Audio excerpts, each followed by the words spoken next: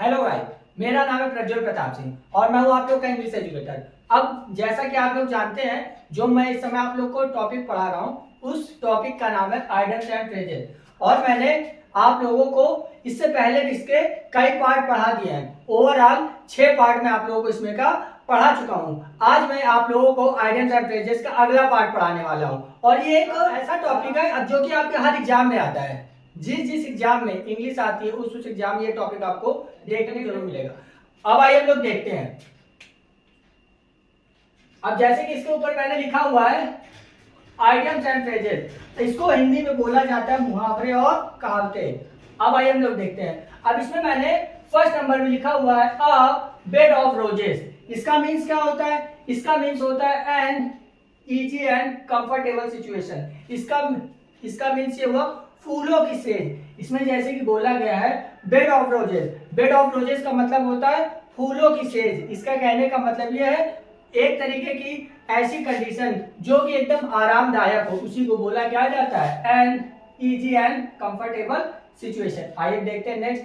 अब इसमें क्या बोला गया है a hard nut to crack. इसका मीन्स क्या हुआ? इसका मीन्स ये हुआ डिफिकल्ट वर्क टू डू। कहने का मीन्स है कठिन कार्य करना। आपके सामने जब कोई चैलेंज दे दिया जाता है कि हाँ आपको इस कार्य को करना ही है, तो उसी को क्या बोल सकते हैं आप? उसी को आप लोग बोल सकते हैं डिफिकल्ट वर्क टू डू। ठीक है, आइए देखते हैं नेक्स्ट। अब इसमें क्या बोला गया रेड लेटर डे। अब इसका मीन्स क्या हुआ? इसका मीन्स होता है हैप्पी डे, खुशी वाला दिन। अब फॉर एग्जाम्पल 15 अगस्त 1947 को भारत को क्या मिली थी? आजादी मिली थी। तो वह एक ऐसा दिन था, कैसा दिन था? अ रेड लेटर डे वाला। कहने का मीन्स ये वह एक अच्छा दिन था या वह एक खुशी वाला दिन था। अब बताइए इसमें कोई डाउट? आइए देखते हैं नेक्स्ट। अब इसमें क्या बोला गया है all in all. All in all का मीन्स क्या हुआ? Complete master. इसका मीन्स होता है सर्वे सर्वा। इसका जो हिंदी मीन्स होता है वो हिंदी मीन्स होता है सर्वे सर्वा। ठीक है, अब जैसे कि आपके पिताजी आपके लिए क्या है? सर्वे सर्वा है। आपका पूरा एक तरीके से केयर करते हैं हर तरीके से, उसी को क्या बोल सकते हैं आप? कंप्लीट मास्टर, सर्वे सर्वा। एंड आइए देखते हैं नेक्स्ट। अब इसमें क्या बोला गया है एन एप्पल ऑफ डिस्कॉर्ड। इसका मीन्स क्या होता है? इसका मीन्स होता है कॉज ऑफ क्वेरल। इसे हिंदी में बोला जाता है झगड़े की जड़। अब जैसे कि फॉर एग्जाम्पल कश्मीर को अगर आप देखेंगे तो अब ये क्या है? इंडिया और पाकिस्तान के बीच झगड़े की जड़ है। उसी तरीके से इसमें आप लोगों का एक ये मतलब एक आइडिया दिया गया है। ठीक है, आइए देखते हैं नेक्स्ट। अब इसमें क्या बोला गया है एट 6 एंड 7।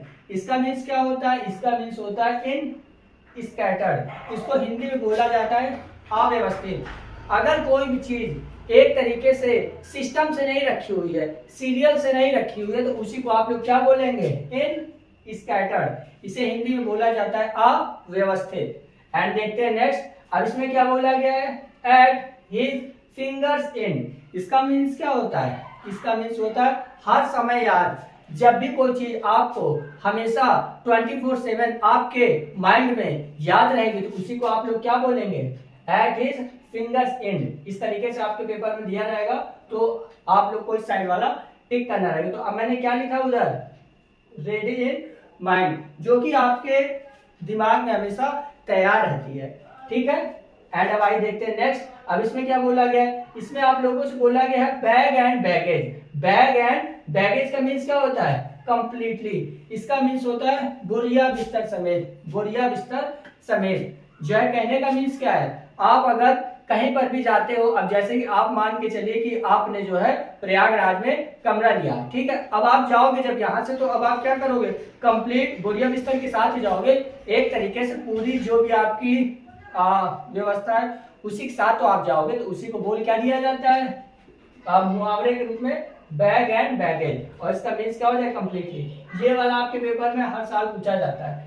ये हो गया और एक ये वाला आपके पेपर में हर साल पूछा जाता है। ठीक है, आप लोग ध्यान रखिएगा। अब आगे क्या बोला गया है? Bread and butter. इसका मीन्स क्या होता है? इसका मीन्स तो आप लोग जानते ही हैं। इसका मीन्स अगर आप लोग आइडियम्स के रूप में देखेंगे तो आइडियम्स के रूप का इसका मीन्स होता है रोजी रोटी का साधन। अर्थात एक तरीके से आय का साधन। आप जिससे कमा करके पैसे को अर्न करते हैं, आप अपने परिवार के लिए खर्चा चलाते हैं, उसी को बोला क्या जाता है? Bread and butter, means of support. इसे हिंदी में आप लोग क्या बोल सकते हैं? रोजी रोटी का साधन। ठीक है, एंड अब आइए देखते हैं नेक्स्ट। अब इसमें क्या बोला गया है? इसमें आप लोगों से बोला गया है बाय फिट्स एंड स्टार्ट। इसका मतलब क्या होता है? At random.